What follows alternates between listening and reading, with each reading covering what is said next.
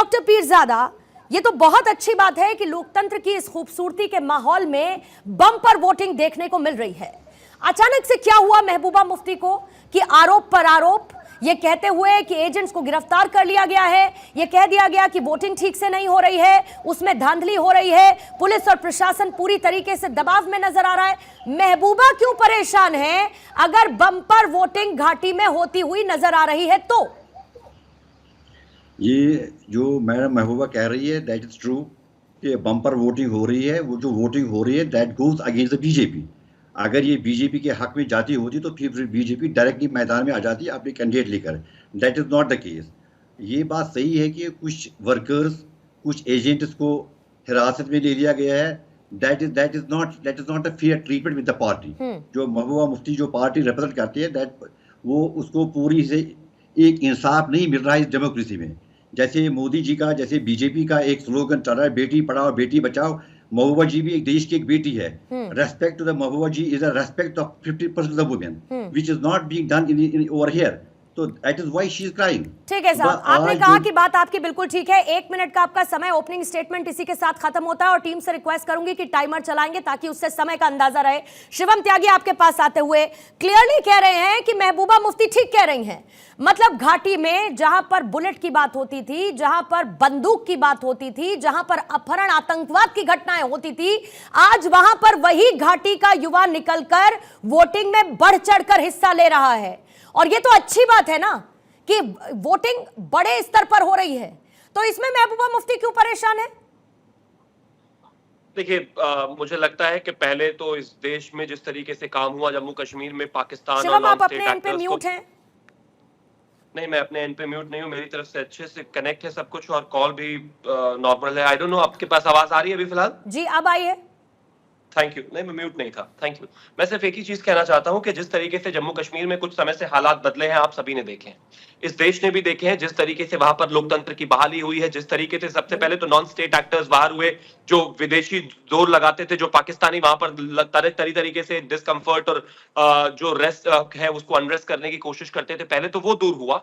आज चुनाव जब हो रहा है तो यह भी साबित हो गया कि वहां पर लोकतंत्र की बहाली भी बेहद शानदार तरीके से होती है। एक ऐसी जगह जहां पर 15% 20% मुश्किल से वोट होता था, अगर मैं लास्ट की बात करूं तो वहां पर 45% का वोट पहुंच गया है। तो ये अपने आप में लोकतंत्र के लिए बेहतर चीज है। मुझे समझ में नहीं आ रहा है कि महबूबा मुफ्ती किसके लिए बैठी हुई है। मतलब धरने पर जो वो बैठी, वो अपने लिए बैठी हैं, वो पाकिस्तान के लिए बैठी हैं। वो जो नॉन स्टेट एक्टर्स वहां पर गुंडागर्दी फैलाते थे, आतंकवाद करते थे, क्या उनके लिए बैठी है क्या?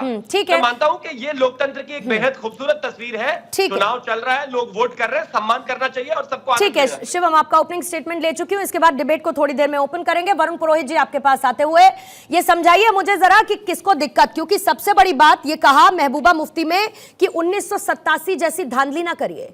और 1987 की जब धांधली की बात होती है तो कांग्रेस को तो उसकी जबरदस्त याद आती होगी। देखिए पूर्णिमा जी, महबूबा जी क्यों बैठी हैं? लोकतंत्र की बार बार लोकतंत्र है, लोकतंत्र है, लोकतंत्र की खूबसूरती है, अच्छी बात है। कश्मीर में चुनाव हो रहे हैं, सब खुश है इस बात से। लेकिन महबूबा मुफ्ती भी देश की सिटीजन है, नेता है, जिनके साथ पीडीपी के साथ अलायंस करके बीजेपी सरकार बना रखी थी कश्मीर में। तो उनकी बात सुननी चाहिए। लोकतंत्र का मतलब यही होता है, कोई फासिस्ट सोच रही है खाली बीजेपी की सुनोगे, दूसरे की सुनोगे नहीं, तो ये तो फासिस्ट मानसिकता हुई। इसकी हमने पंजाब में भी आतंकवाद देखा, उसके बाद भी नॉर्मल सीआई चुनाव आए, आसाम में भी हुआ था, लाल डेंगा थे जब मिजोरम में भी। तो देश बहुत बड़ा देश है, इसमें चलते रहता है। और इसको मैं किसी की निंदा या बुराई नहीं कर रहा हूँ। अच्छी बात हुई है, कश्मीर में लोकतंत्र है, हमारे अच्छी परसेंटेज ऑफ वोट्स हो रहे हैं, तो एक डेमोक्रेटिक प्रोसेस में कश्मीर आया, अच्छी बात है। लेकिन महबूबा मुफ्ती की बात जो हो रही है इस समय, वो एक पॉलिटिकल पार्टी की लीडर हैं, बीजेपी के अलायंस में रही हैं, और महिला तो है, तो महिलाओं की तो सभी की सुननी चाहिए। मैं पॉलिटिकल की बात कर रहा हूँ, पॉलिटिकल लीडर है तो उनकी बात तो सुननी चाहिए थी। इलेक्शन कमीशन हो सब लोगों को, क्या आप एक आदमी की बात को सिरे से खारिज कैसे कर सकते हो? सुनना चाहिए। लोकतंत्र का मतलब ही यही होता है। बिल्कुल, यानी कि आप ये कह रहे हैं कि साहब जो कह रही हैं वो ठीक कह रही हैं और 1987 जैसी धांधली हो रही है। मतलब आप मानते हैं कि 1987 में भी धांधली हुई थी ना, ये बात आप मानते हैं ना? ठीक है साहब, फॉलो अप क्वेश्चन है, इसका जवाब दे दीजिएगा आप मुझे, मैं आपके पास फिर लौटूंगी। आरती टिक्कू जी आपके पास आते हुए जल्दी से मैं ये समझना चाहती हूँ, क्योंकि इससे पहले भी हमने इस बम्पर वोटिंग की चर्चा की। हमने ये कहा कि जो आतंकवाद का गढ़ रहा बुरहान वानी से लेकर न जाने कौन कौन से वो लोग, वहां पर हमने देखा कि कैसे बम पर वोटिंग होती हुई नजर आई और ये उत्साह जबरदस्त था, जो मुझे लगता है मुझे और आपको तो कम से कम खुशी देगा ही। और बहुत सारे ऐसे लोग हैं, भारतवासी हैं, जिनको ये खुशी देगा। किसी को मिर्ची लगती है तो लगे, उससे कोई समस्या नहीं। लेकिन महबूबा मुफ्ती अपना कौन सा इसमें नुकसान देख रही हैं अगर बम पर वोटिंग हो रही है तो? देखिए, बहुत साफ है कि महबूबा मुफ्ती को बहुत एंजाइटी है हारने की, क्योंकि बम्पर वोटिंग का मतलब ही है कि महबूबा मुफ्ती हार जाएंगी।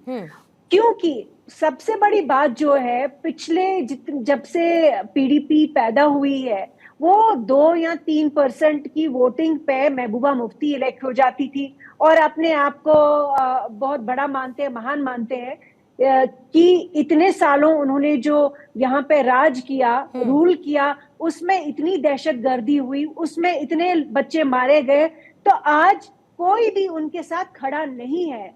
कश्मीर की जनता, खासकर साउथ कश्मीर की जनता, अनंतनाग कंस्टिट्यूएंसी, उनकी अपनी कंस्टिट्यूएंसी, बिजबिहारा, अनंतनाग, जितना भी मैं ट्रेवल किया है, वहां उनकी बात पे कोई यकीन करने वाला नहीं है।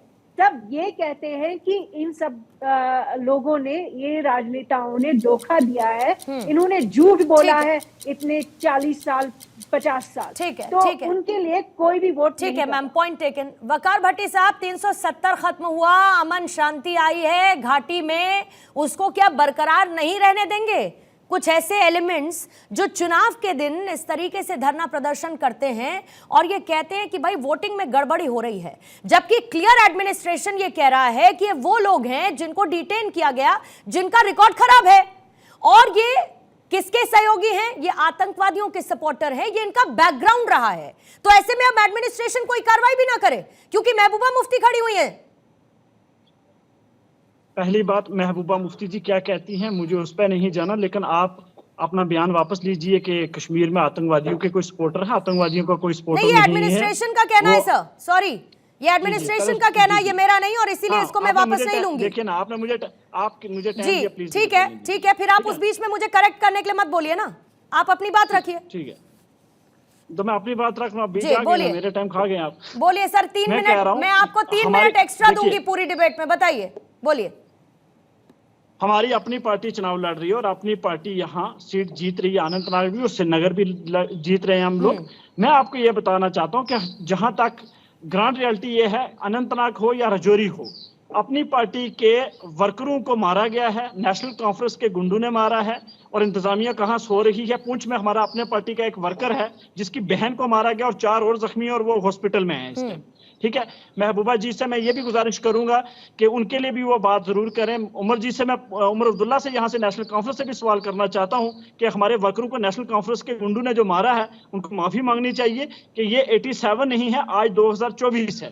तो 2024 में तो हम धांधली यहाँ नहीं होने देंगे। हमारी पार्टी सिर्फ 4 साल में आई और 4 साल में आज जो ग्राउंड पे हम लोग काम कर रहे हैं वो सबको दिख रहा है, पूरे इंडिया को दिख रहा है और पूरी दुनिया को दिख रहा है। जहां तक रही गुंडागर्दी की कि कौन क्या है कौन क्या नहीं, मैं उस पर नहीं जाऊंगा। आज जम्मू कश्मीर चाहता है अमन, जम्मू कश्मीर चाहता है पीस, जम्मू कश्मीर चाहता है सुकून, और उसके साथ जितने हमारे जम्मू कश्मीर के कैदी जेलों के बंद है, हमारी अपनी पार्टी और हम चाहते हैं कि उनको रिलीज किया जाए, रिहा किया जाए, वो भी मेन स्ट्रीम के साथ हमारे साथ जम्मू कश्मीर की तरक्की के लिए, जम्मू कश्मीर के अमन और पीस के लिए काम करें।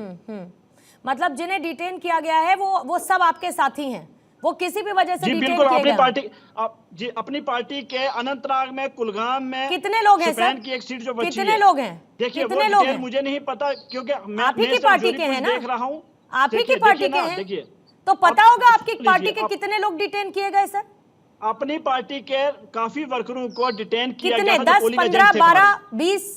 मैडम जी गिनती करने के लिए आप आ जाइएगा। अभी अरे सर, आपकी पार्टी की गिनती मैं क्यों करूं? मैं अभी, आपने कहा अनंतनाग में जीत रहे हैं, वो गिनती आपने कर ली। आपकी पार्टी के वर्कर डिटेन किए गए, वो गिनती आपने गिनी नहीं। मैडम जी आप क्यों नेशनल कॉन्फ्रेंस को बचाने की कोशिश कर रही हैं? अरे सर, मैं नेशनल कॉन्फ्रेंस को बचाने की कोशिश नहीं कर रही हूँ। आपकी 4 साल की अस्तित्व में आई एक पार्टी है, आप कह रहे हैं उनको डिटेन कर लिया गया। अरे साहब, संख्या तो पता होगा ना कि कितने कार्यकर्ताओं को डिटेन किया गया, ये तो बेसिक सवाल है ना सर। डिटेन मैंने बोला ना, मेरे पास इतना कोई बात नहीं, आप मंगा लीजिए इतनी देर में, आप अपने पार्टी हेडक्वार्टर से मंगा लीजिए, मैं फिर पूछ लूंगी आपसे, कोई समस्या नहीं है भट्टी साहब।